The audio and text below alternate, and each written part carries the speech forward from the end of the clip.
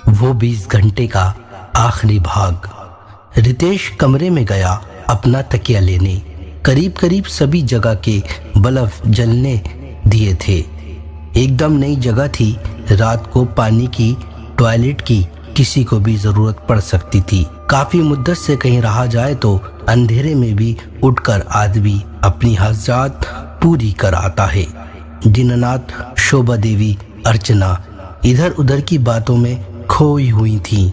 उद्दीप गर्मी का मौसम था, मगर खुला हुआ आंगन होने की वजह से वहां कोई खास गर्मी का एहसास न था। इधर रितेश कमरे में पहुंचा।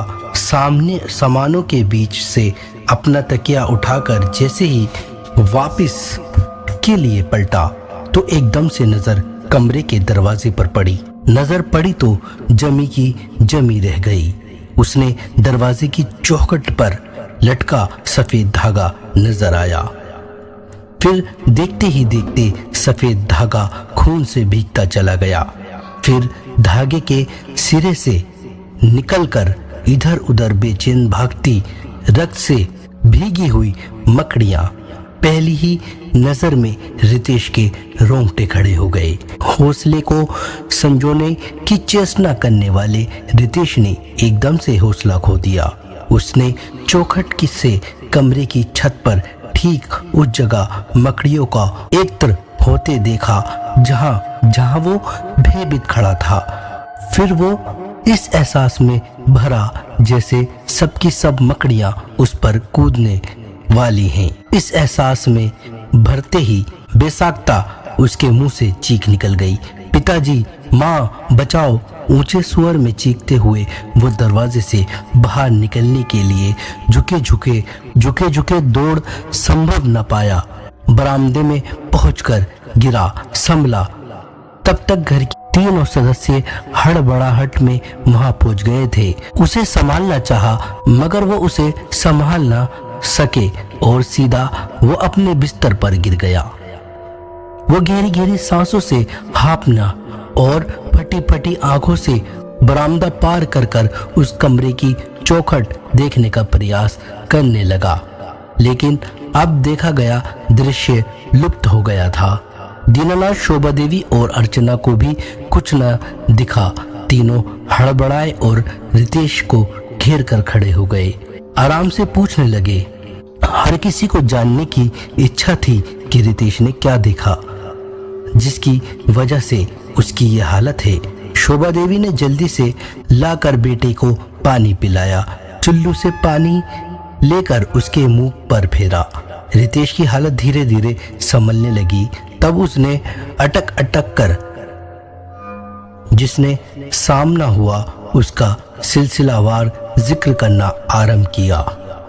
सुनने वालों ने सुनने को आतुर थे।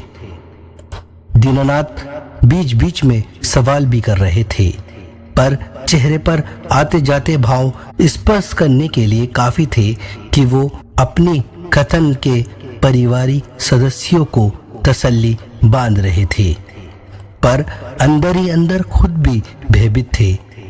रितेश, अर्चना और शोभा देवी अब उस घर में एक मिनट भी ठहरने के लिए तैयार न थे।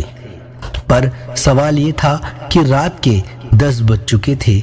इस समय रात को बेसहारे को सहारा कहाँ मिल सकता है। जाने को तो किसी होटल में भी जाकर टिक सकते थे, पर पूरी भरी गृहस्थी को लाद कर होटल में जाने का उचित न था।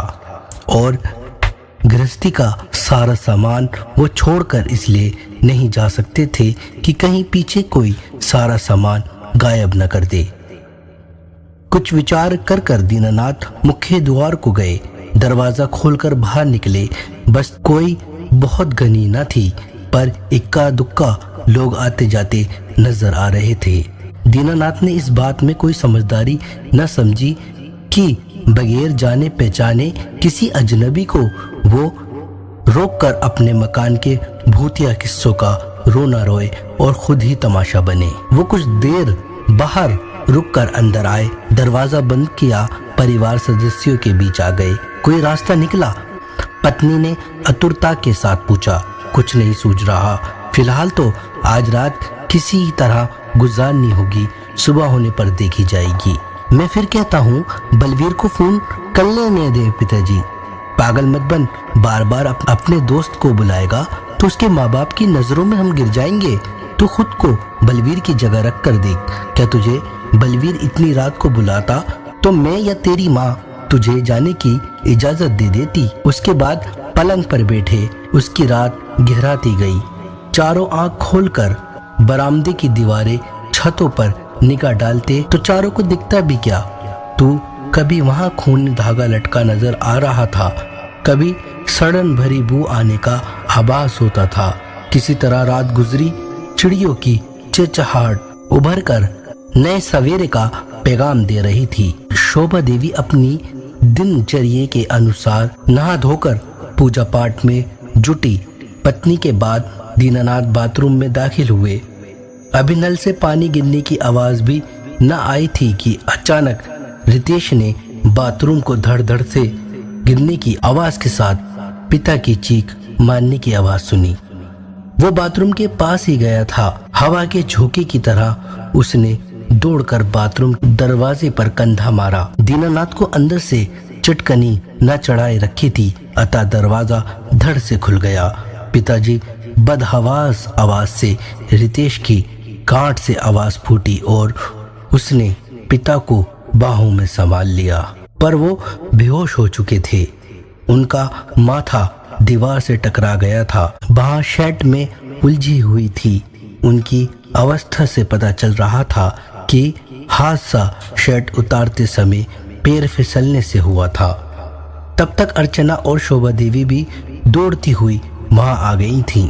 रितेश ने अपने पिता को बाहों में भरे भरे बाहर ला चुका था। वो बेहोश थे, अतः तीनों ने सहारा दिया। बरामदे में बिछे पलंग पर ले जाकर लिटाया गया। खैरियत रही कि चेहरा गीला करे, पंखा झले और प्राथमिक उपचार पर दीनानाथ को होश आ गया। वो उठकर बैठे, फटी फटी आंखों से तकित भयभीत चेहरे से परिवार सदस्यों को देखा।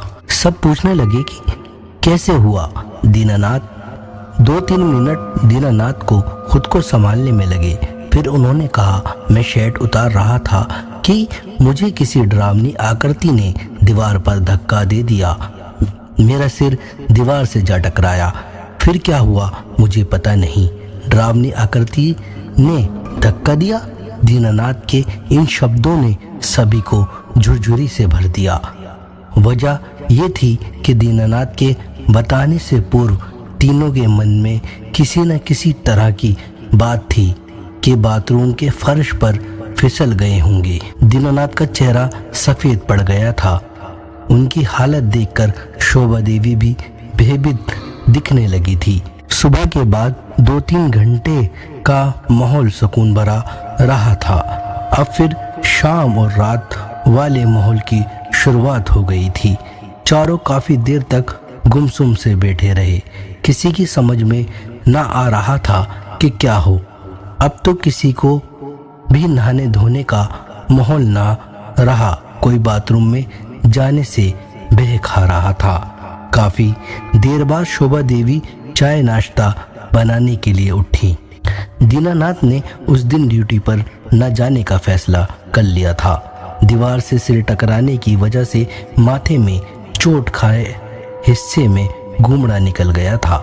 डॉक्टर से दवा इलाज करने की जरूरत न थी। अंदाजा था कि अभी किसी डॉक्टर की दुकान न खुली होगी। शोभा देवी ने गैस चूल्हे पर चाय चढ़ाई। पत्नी धर्म निभाते हुए उन्होंने एक सूती कपड़े से तेल बनाई। उसे तवे पर गरम कर कर पति के चोट खाए माथे पर सेकने के लिए गईं। वो अभी पति के माथे की सिकाई कर रही थी कि रितेश ने महसूस किया कि सिलेंडर से गैस रिस रही थी। एलपीजी की बदबू फैल रही थी। वो पलाकर किचन के द्वार पर पहुंचे। उसने देखा गैस के दोनों चूल्हे बुझे हुए हैं। सिलेंडर से गैस पाइप निकलकर अलग पड़ा है। ओ माँ, रितेश की हैरत की चीख निकली।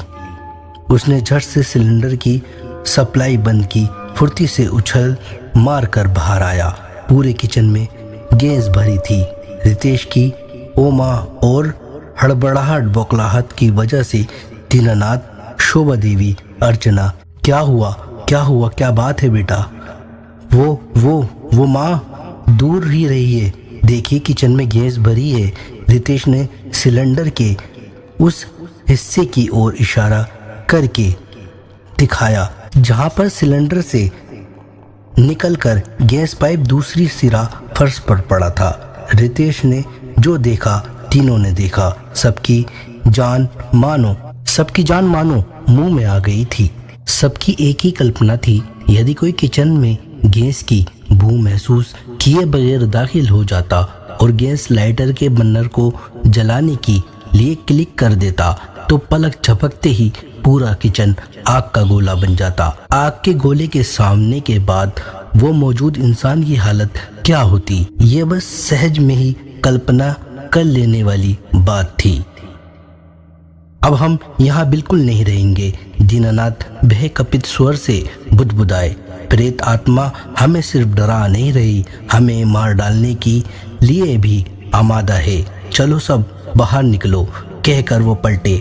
शोभा देवी, रितेश, अर्चना एक डोर में बंधे से घर के मुखिया के पीछे घर के द्वार से बाहर निकल आए। निकल आने के बाद जैसे मुक्त हवा में सांस ली, दीनानाथ ने फिर कहा, हमें रात को ही इस भूतिया मकान को छोड़ देना चाहिए था। हमने गलती की जो रात यहाँ गुजारी। रितेश की समझ में न आ रहा था कि वो क्या करे। मोबाइल उसकी जेब में था। उसने बलवीर को फोन लगाया। उस समय तक धूप काफी चढ़ गई थी। बस्ती के लोग धीरे धीरे उनकी ओर उत्सुकता में भरे हुए आने लगे थे। किसी घर के 4 सदस्य बदहवास और उजड़ी बुजड़ी अवस्था में यकायक घर के बाहर निकलकर सड़क पर आ जाए तो चढ़ते फिरते लोग अपना फर्ज मान बैठते हैं कि पूछे सब खैरियत तो है, भाई साहब, बहन जी, बिटिया, मिस्टर। उसी तरह के मामले से सामना दीनानाथ फैमिली को भी करना पड़ा। आस पड़ोस के मकान की औरतें भी जुटने लगी और कुछ बुजुर्ग थे। सब ने पूछा कि क्या हुआ। दीनानाथ ने अपना सारा हाल बताया और लोगों से अपील करी कि वो लोग उनकी मदद करें उनका सामान वहां से निकालने में, क्योंकि दीनानाथ अब एक पल भी वहां गुजारना नहीं चाहते थे। लोगों ने जैसे तैसे करके उनका उस घर से सामान निकाला और वो सामान एक छोटे हाथी में लदवा कर उन्हें रवाना कर दिया। दीनानाथ को पास में ही एक मकान मिल गया था तो वो वहां गुजर बसर कर रहे थे। लेकिन कुछ समय के बाद जब एक बार बलवीर और रितेश मोटरसाइकिल से अपने घर वापस आ रहे थे तो उन्होंने देखा कि उस भूतिया घर के आसपास बहुत ज्यादा भीड़ जमा है। वो देखने के लिए रुके कि आखिर माजरा क्या है।